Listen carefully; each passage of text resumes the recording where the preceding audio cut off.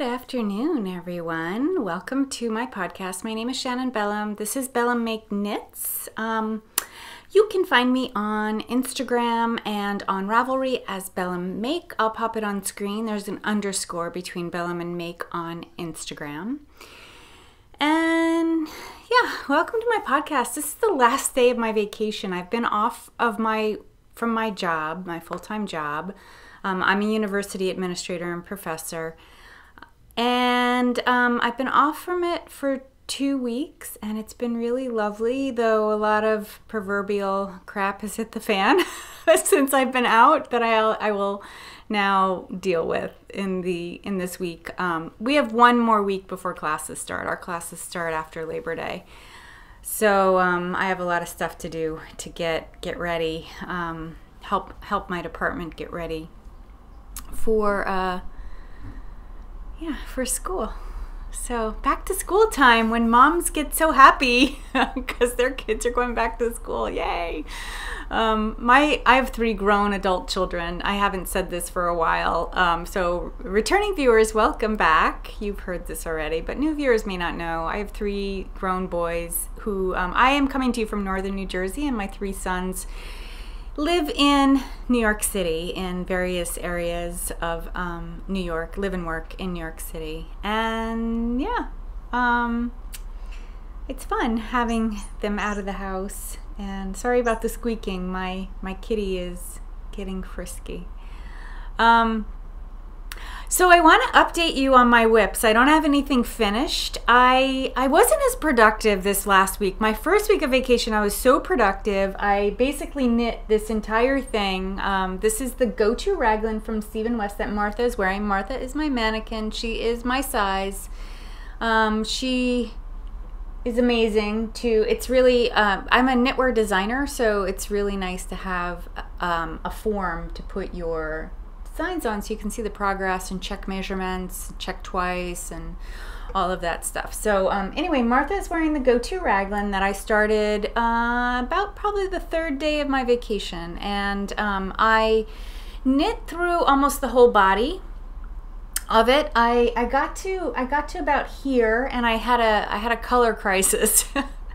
It's right now it's showing paler on screen than the richness of the colors, and if I am having a hard time color correcting that in my editing tool, I will pop a picture on screen, a photo on screen that'll show you the colors, because the color density complexity is much more in person than it is on screen. It looks washed out, a little washed out and pale. Though my shirt looks fine and the colors behind me look fine. I don't know. I don't know why. Why, Martha? Why? So yes, I had a color crisis, and I started to think that perhaps I would have been better off making this go-to raglan when I marled the colors to pick one color family. Instead, I did just a multicolored, contrasting color families instead. So yeah, I don't know. I made some modifications. I got used to it. I posted on Instagram about it, and some people told me what they thought, and it's grown on me. It's definitely grown on me. So you can see that I am nearly done with the cuff, or nearly done with the first sleeve. The second sleeve is not started yet. I knit most of the sleeve today, actually. I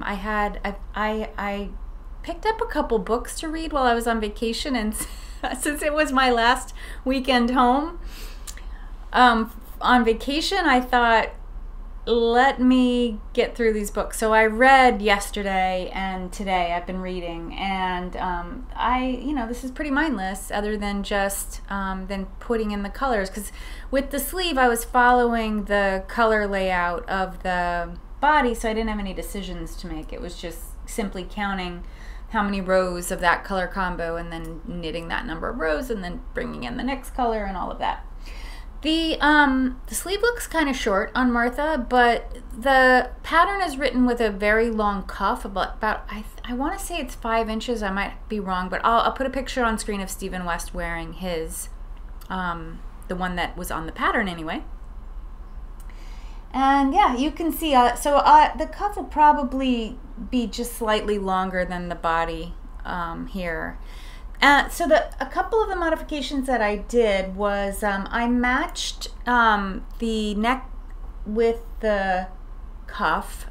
On Steven's pattern, he does the neck and the waistband one color, and then the cuffs are yet another color. And originally, this bright pink, this is Sorry Not Sorry from Hedgehog Fibres. I think I have it handy. Oh, here it is. That's it on the skein, so you can see how much brighter it is than it is in the sweater. So yeah, I was originally planning to do this color on the cuffs, and that was why I was kind of tracing, you know, what am I trying to say? Piecing in pieces of this color, so that I would have, you know, that it would look like it should be there. But in my color crisis, someone had suggested that I fade out to a gray, so I had a denim-y blue that was like kind of a very grayed blue, so I decided to fade out to that color. Obviously this is unblocked too, because I'm still working on it.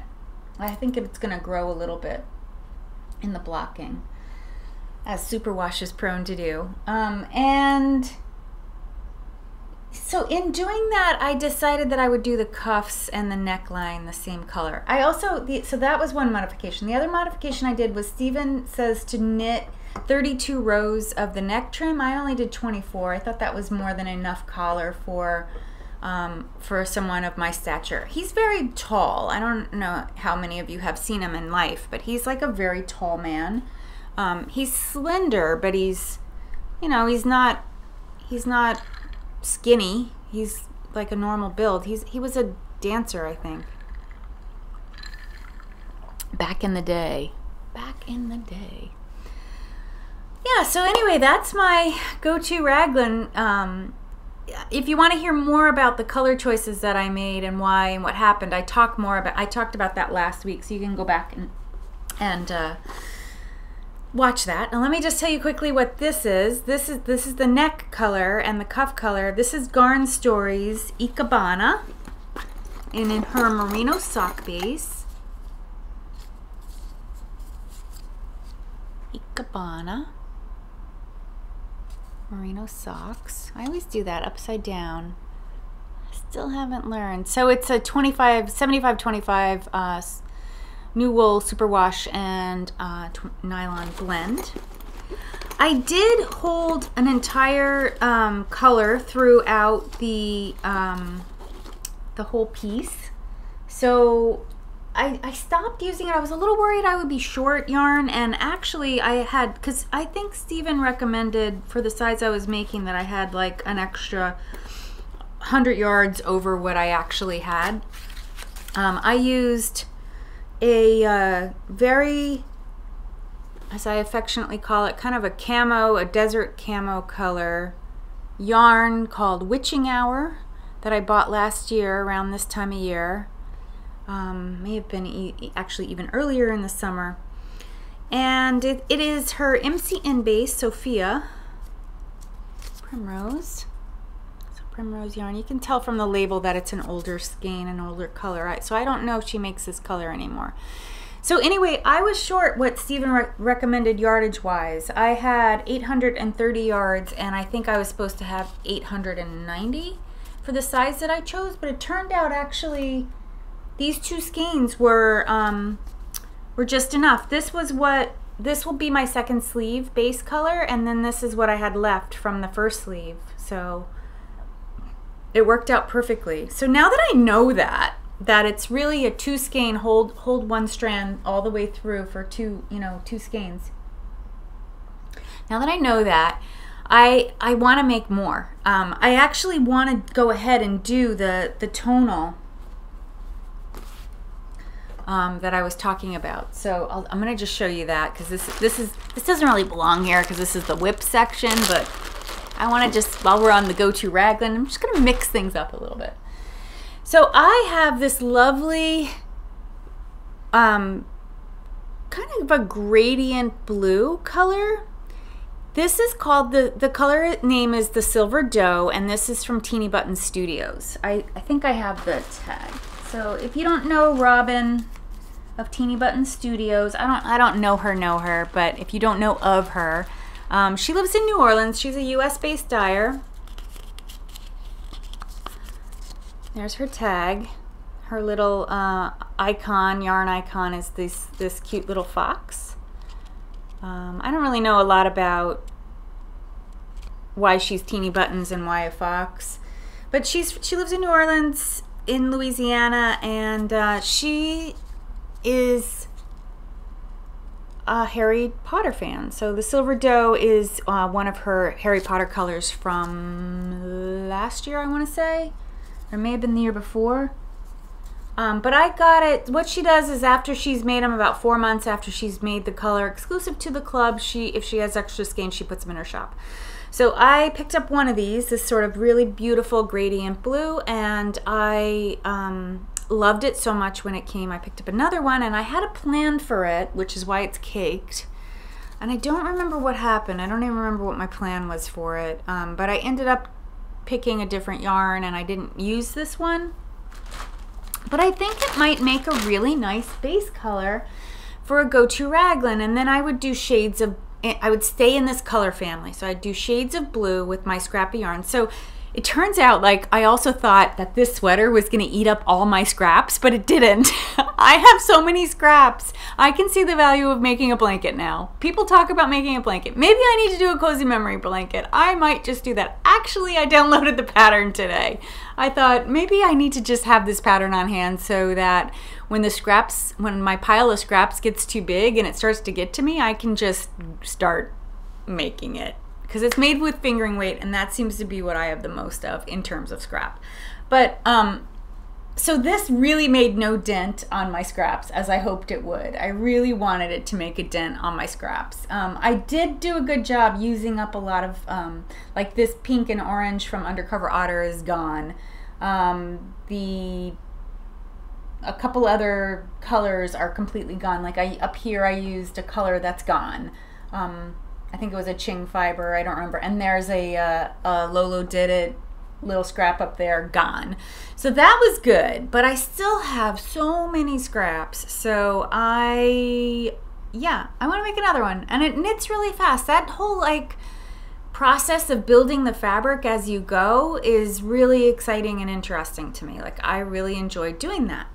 So I would encourage you, if you like the creative process of knitting, if you're a process knitter, you will definitely enjoy knitting this sweater. And the pattern is really well written, very easy to follow. There's not very much of anything, special. Or, oh, the other thing I did, Steven did, you see how this is a double knit? Steven did a double knitted waistband. I didn't do that. I don't know, I thought I don't need more thickness around my hips. I have enough of my own. So I just decided to keep it single ply. I think I did a generous 3 inches though. So yeah, this is what I'm thinking. And then staying in the blue and green, sort of blue turquoisey and green area, I would then use this for the cuffs. I think this will be my cuffs, my sleeve cuffs. It matches my t-shirt. And then I was thinking about popping this on the collar and waistband. This is another GarnStory color called Blush. And I just thought, it's got blue in it. It's got a healthy amount of blue in it. And then I think it would probably speckle in that, or maybe stripe in some of that coral color. So that would be like my striking color on my primarily blue sweater. Yeah. So that's my plan for my next go-to raglan. So I'm definitely gonna finish this one sleeve today. I don't know how much more. I don't know if how much more I'll get to on the second sleeve, but next week I really hope I'm done. I'm done with this sweater. It would be really nice. It's really been a very fast knit, so it's not even been 2 weeks at this point. I think Wednesday will be 2 weeks, or maybe Tuesday will be 2 weeks it's been on my needles. So that's a fast knit. It's DK weight though, essentially. Like he wrote it and he said worsted weight, but two fingering in the way I knit, two fingering held together are DK weight for me. So, and I went down a needle size too. I knitted on size 7. He knit his on size 8, US size 8, which I don't know the millimeters. I'll pop them on screen for you non-US viewers. So besides the Go To Raglan, I did make some progress on my own sweater design, the DK weight cardigan that I am making out of yet another GarnStory yarn. So I made, like last time, I think when you saw this last time, I had maybe an inch or so done here. And so I have knitted, I don't know, about 6 or 7 inches of the body. So it is here, I'll just slip on one sleeve so you can see. It's a top down Raglan cardigan with a V style neck. Let me see. Use the camera for my mirror. The decreases, or increases rather, stop about here. So this is about where the first button will be. It'll be right here. And you can see that it's got some positive ease built in. I mean, of course, I don't have the other sleeve on. My needle is too small for me to do a proper modeling job for you and put the other sleeve on. But this is about the side seam right here, so you can see that I've got a nice amount of positive ease through the bust line. This will be a long slouchy cardigan, and it is going to have some color work. So let me talk to you about the yarn. It is DK weight. I decided to write this pattern because I could not find a pattern that that was doing what I wanted when I got this yarn. So again, GarnStories, she's a German dyer, and the color is called La Boom, like an explosion. La Boom. And her DK is a 5-ply, a nice soft squishy 5-ply, 100% superwash merino. And I am knitting this on US size 6, which are 4mm in non-US.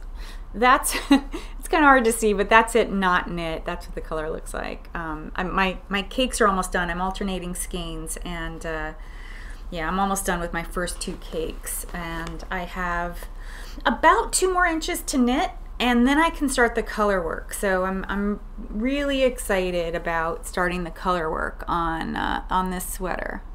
That's pretty accurate on screen for the colors.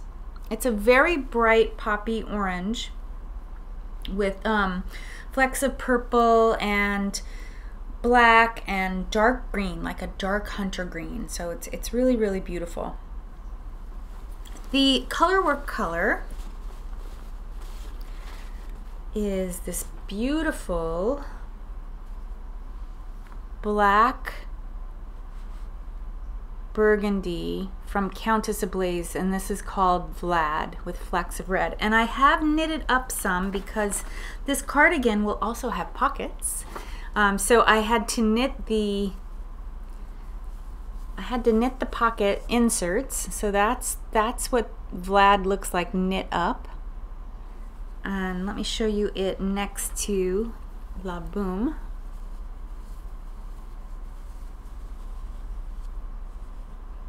See, I think that's going to be gorgeous. I can't wait. I may actually finish the sleeve and then get going on this and try to get to the point where I can do the color work on this. I have a rough idea of what I'm going to do color work wise. I just really need to get to it and start seeing if it's going to work. So I think by my next podcast I will have some color work done. I hope to have the entire body done and be on the sleeves by the next time you see that piece. The other thing that I worked on was a very, very long languishing WIP. So that I had said I was really hoping to finish this this vacation, but I did not. And wow, I stopped mid-row. Something must have stopped me from knitting the entire thing or finishing this row. So I am working on, let me just show you. I'll show you the finished one. So this sock right here, these are a pair of socks that I'm making for my son Jesse, who loves little shorty socks. And I was making them as a Christmas gift last year.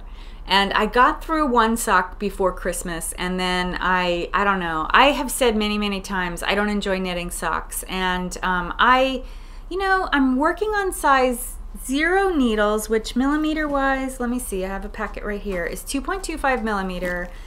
Tiny little needles that it feels like I'm knitting with toothpicks. Even when I could do magic loop. I've done magic loop. I think I did this entire sock magic loop, but I don't know, I prefer the double points. I prefer the toothpicks.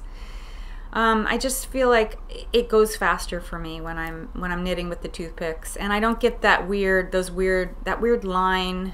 I don't know. Yeah, so this is the progress that I've made. Before going into this vacation, all I had was this blue, this part done. So I went ahead and knit all the gray. I did the heel, which has some lovely, I said this is a Jellyroll, right? Jellyroll sock pattern by OrangeKnits. So the heel has a slip stitch pattern where you do the 2 colors, and then in the center of the arch, that's the part that I'm in now. I'm just like 1 or 2 rows in. It also has that slip stitch pattern, and then the toe will be in the contrast color as well. The yarns that I'm using are from Casual Fashion Queen. I don't think I have her tags in here, but they are both club colors that I joined a club. She was doing a Game of Thrones club when the last Game of Thrones season played, so I signed up. This is a Yarn Has No Name, this blue, and then this is Dragonstone. I've never seen them in her shop since, so I don't think she's making them again, unless she saved the formula and she's gonna make them. But I thought they went really well together. In fact, I posted a picture on Instagram a few days ago, and she commented, "Oh my god, they look so good together." And I wrote, "I thought you made them to go together." Because they do look really good together. And my son will love the socks. I actually made his girlfriend a sweater that had a Yarn Has No Name color, the blue color, in it, and I thought it would be really cute if he had socks that matched her sweater. I don't know, just something cute. I didn't have a lot left, which is why it's the contrast color. So yeah, that is I'm making slowly. Look, at least it got out of languishing WIP pile. It's been there since the first week of January, so I got it out of there. That's an accomplishment. I'm celebrating the little milestones this week. Celebrating those. Okay. Now I'm going to talk about future work. One of the things that I did do this week, which was why I didn't make so much progress on my Go-To Raglan or on my cardigan design, was that I created a couple new designs. If you watched last week, you're going to know that I got yarn. I had gone to Long Island Yarn and Farm, that is in I think it's Pink is the way you pronounce it, the town, on Long Island, in New York on Long Island. So I had gone to visit Tabitha. She had seen my Nechamah Shawl, which I made using some of her yarn. It's mostly her yarn. I used some stone wool on for the sample that I made, for my initial sample. So she'd seen that, and she asked me to stop by and just see her farm and chat with her for a little bit about maybe doing some work for her. So I agreed to make 2 designs for her, and she desperately wants them in time for Rhinebeck. I don't know that I'm going to be able to deliver in time for Rhinebeck, but certainly by Vogue Knitting Live in New York City, which she always has a big booth, that my patterns should be out by then. And these will be exclusive to her shop and her yarn. She will own it. I'm designing it. She's paying me for the design, and for the knitting, and she will then own the rights to distribute the pattern, which is fine. I'm fine with that. So I just wanted to share with you, I swatched this week. So I got her yarn, and I picked up her yarn a week and a half ago, and then I spent a few days ago I made some swatches, and then I had a vague idea of what I wanted to do, but I wasn't quite sure. So I am designing a shawl and a cardigan. So let me show you first the cardigan. The cardigan is going to be a I was going to say short-waisted, but I guess the real name of it is, the real way to say it would be a cropped cardigan. So it won't be as long as the Go-To Raglan. It's going to end, let's see, there's her waist. So it'll end about at the high hip. So about right there where that purpley pink line is. It's important, Tabitha's yarn is expensive. It's really high end, so it's important to keep the skein, the yardage down for her patterns. So yeah, I think I'll be okay. I think the cardigan will be kept around 4 skeins, which 3 of them will be this beautiful, almost natural, though there is some dye in it, with gold sparkles, which I think you can see there. See the stellina? It's so pretty. Yeah, I thought this was just great. And then I'm putting with it, I'm doing a color work sweater. I'm putting with it this beautiful lavender yarn. Hoping it'll focus in because it's got beige, like kind of a tweedy, marled beige with lavender. I'm sorry you can't really see it too well. My camera just not focusing, not wanting to focus. So that'll be the color work sweater. And I swatched it so I can show you on the swatch as well how it looks. So that's not gonna be the pattern that I'm gonna do. That was just to get a good idea of the color work. Don't know why my camera's not coming in full focus. I'm so sorry. There we go. There we go, perfect. So that you can see. And this is on US size 5 or 3.75 millimeter needles, which is what I'm planning to design the sweater in. So I'm so excited. And I also have a picture so you can get a good idea of what the sweater will look like. All right. Oh, there we go. Well, over here in front of Martha. So it'll be mostly that nice beigey color, and then it'll have some of the lavender color work happening above the lavender blend, and then it's going to switch over to the other color. You don't have to use my colors, the colors that I chose. You can use whatever colors that Tabitha has to knit this. So yeah, I'm excited about it. I think it's going to look great. Yeah, so I actually think I may cast that on next. So I want to get either this off the needles or my DK cardigan off the needles, and then I will get one of these on the needles next. And then when the second one comes off the needle, I'll get the second design going next. So the other yarn that I picked up from her, I just fell in love with this beautiful, this is an alpaca silk blend. It feels amazing on the body. It's kind of it's looking a little washed out on screen. It might be the lighting, so maybe if I pull it back, yeah, that's probably more like it, the color. I don't know why, I just fell in love with this. Like, it was hanging there and I kept just going back to it. I must have gone back to it like 6 times, and then finally I was just like, I think I want this one. And I decided to put, this is a fingering weight yarn, and I decided to do some color work on this one too. So I picked this beautiful plum color that just has so many complexities going on in the skein. It's just so pretty. And this is it's an interesting blend. Let me see if I can tell you